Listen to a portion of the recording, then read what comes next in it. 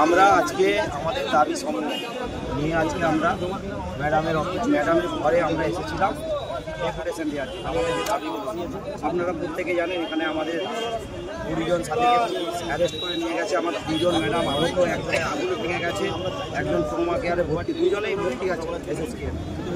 যেটা খুব দুর্ভাগ্যজনক, আমাদের কাছে পুলিশের ব্যবহার আমাদের কাছে খুব দুর্ভাগ্যজনক হয়েছে।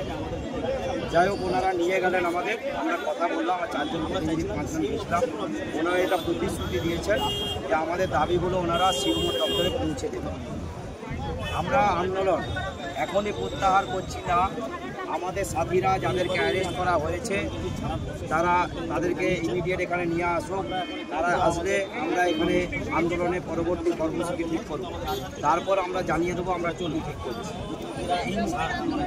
এই মুহূর্তে আমরা প্রত্যাহার করছি না, এই মুহূর্তে প্রত্যাহার আমরা করছি না। আমাদের সাথীরা আসুক, 20 জন সাথী আসুক, ঠিক আছে? তাদের সাথে আমরা আলোচনা করব, আলোচনা করে আমাদের পরবর্তী কর্মসূচি আমরা ঠিক করবো। আমরা ঠিক করবো না, আমরা এখন এসএসসি ভবনে যাওয়ার কথা এখন এই মুহূর্তে আমরা ভাবছি না। আমাদের সাথীরা আসুক, আমরা এখানে আলোচনা করব, আমরা আলোচনা করে ঠিক করব আমরা কী করব, তারপর আমরা আপনাদের জানাবো আমরা কী করছি।